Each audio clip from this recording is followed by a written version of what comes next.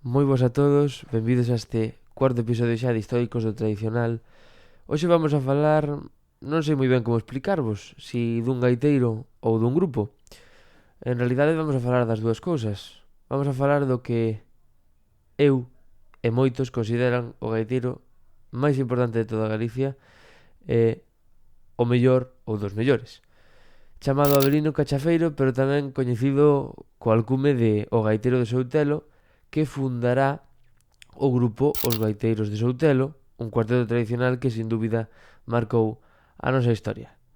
Non me enrollo máis, sen máis dilación, e xa que a fixen, dentro intro.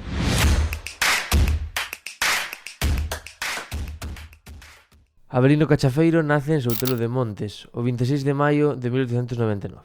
É o quinto fillo de Fermín e Dolores e neto de Xoán Cachafeiro. Tanto o pai como o avó de Avelino gozaban de merecida fama de bos gaiteiros. Dende neno, tivo a afición á gaita porque na súa casa soaba con moitísima frecuencia, tocada polo pai ou polo avó. A Avelino gustaballe tanto que incluso usaba o fol de almofada para poder dormir con ela.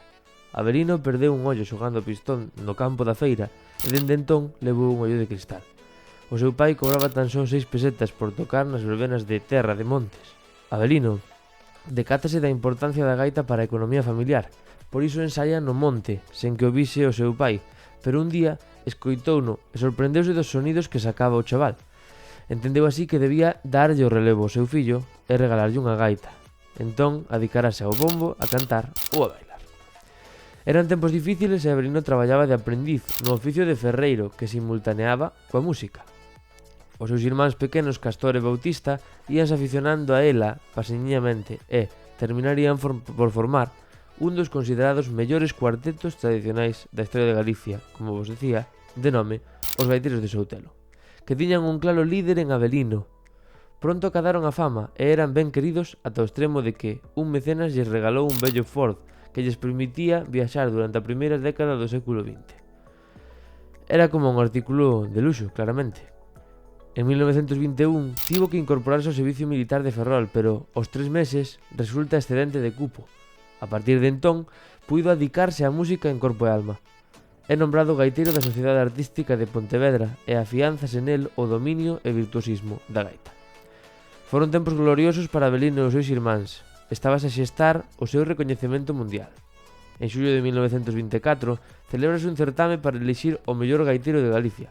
Ao mesmo tempo, celébrase un certame literario cunha participación de Otero Pedrallo, Vicente Risco, Filgueira Valverde, entre outros. Avelino gana o certame da gaita. Sería entón a data de publicación deste vídeo, o seu 100 aniversario desa proclamación, aínda que foi en agosto. Digamos que este vídeo é un pouco posterior. Anos despois, o egrexio rianxeiro Castelao propón a Avelino para levar a gaita da universidade e crear unha cátedra que tería o propio Avelino como maestro. Pronto surxe a Guerra Civil e trúncase esa fermosa idea.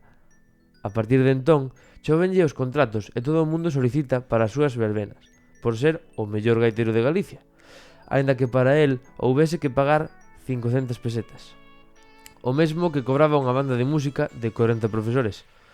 Un poema do estradense García Barros premiado no Festival da Lingua Galega finaliza así: Toca, gaiteiriño, toca, meniñas correi a velo, que moita gaita gaitiña do gaiteiro de Soutelo. Vens obrigados a trocar o vello Ford por un S Super que lles custa 8.000 pesetas para poder atender todos os seus compromisos, que chegan dende Madrid, Bilbao e Barcelona.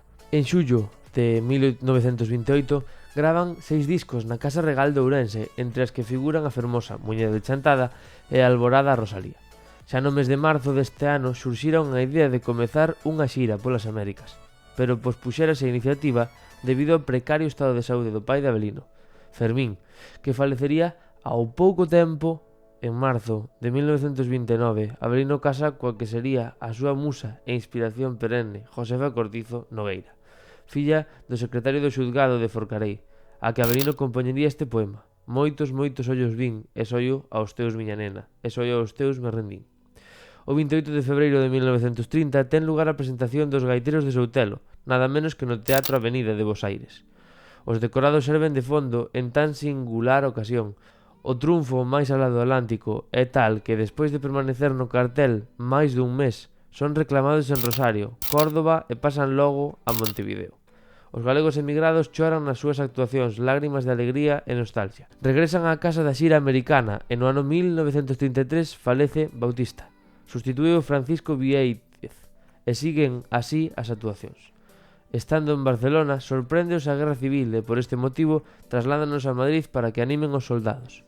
Neste mesmo ano son chamados para actuar na apertura das Olimpíadas de Berlín, pero xa de camiño por Francia entéranse de que os gaiteiros da parella de baile que sempre actuaba con eles non poden salir de Madrid e renuncian a proseguir coa viaxe á Alemanha. Comezan nos anos 30 a disgregación definitiva do grupo. Por unha parte, Castor emigra a Venezuela, onde ata a súa morte se consagraría a Escola de Gaitas da Hermandade Galega de Caracas. Avelino comezará unha época de silencio, xa non terán retorno aqueles fermosos e alegres sons. Non volverá a tocar a gaita. Unha das razóns polas cales os gaiteiros de Soutelo comezan ese período de lenta agonía é polo éxito que van acadando a principios dos anos 40 as orquestas e os cantantes no ámbito internacional. Tamén aí comeza a perda da identidade do noso, da tradición e do folclore galego, máis propio, ata agora. Pero o silencio de Avelino ten profundas e apesaradas razóns. A súa esposa, Josefa, enferma e terá que agardar cama ata o final da súa vida. Avelino paladea o grave sabor da tristeza tras aqueles anos de gloria e triunfos, nos que foi recoñecido polas comunidades galegas do mundo inteiro. Cando Josefa morre, no ano 1956, o silencio de Avelino é definitivo. O artista do sonido morre coa súa esposa, pero nace outro artista arraigado á dor e ao sentimento de amor pola terra. A necesidade espiritual do nacemento da vocación poética de Avelino. Moitas veces foi considerado morto en vida, pero Avelino vivía, solitario e ensimesmado, volvéndose cara á súa alma. Rivas Troitiño sempre nos lembra que Avelino non é un poeta no sentido académico, senón un membro flagrante da cultura rural, consciente e orgulloso dela.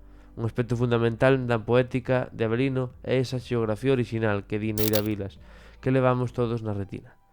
En 1969, Avelino Cachafeiro publica o libro Volando coas ás da vida, prólogo de Ramón Otero Pedrallo, con 42 fermosos e profundos poemas que falan da terra, do amor, da morte e da nostalgia da música. O 13 de abril de 1972 morre Avelino no lugar onde naceu e do que tomará o nome co que era coñecido, Soutelo de Montes. O grupo Faíscas do Xiadre, Xerme de Milladoiro, dedica un disco en lembranza das pezas do gaiteiro de Soutelo.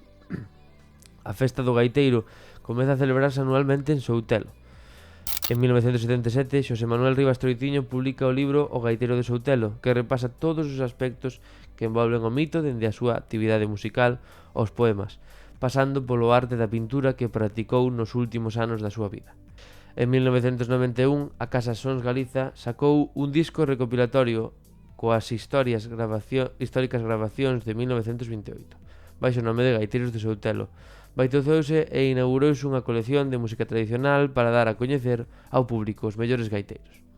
No ano 99, con motivo do centenario de Avelino, a Concellería de Cultura de Forcarei e os veciños de Soutelo organizaron unha xornada de actos en lembranza do gaiteiro, entre os que cabe destacar a celebración do primeiro certame de tradicional. Música Avelino Cachafeiro, cunha homenaxe masiva de bandas de gaitas de toda Galicia. A revista cultural Cotaredo, na que aquel ano 99 tamén colaborou o insigne gaiteiro Carlos Núñez, que saíu á rúa ese mesmo día da festa do centenario, dedicada á memoria dun mito que aínda segue vivo parafraseándose. Espero que vos gustara este vídeo sobre probablemente o gaiteiro máis importante, como vos dixen na introducción, da historia tradicional. Tivo certamente unha vida bastante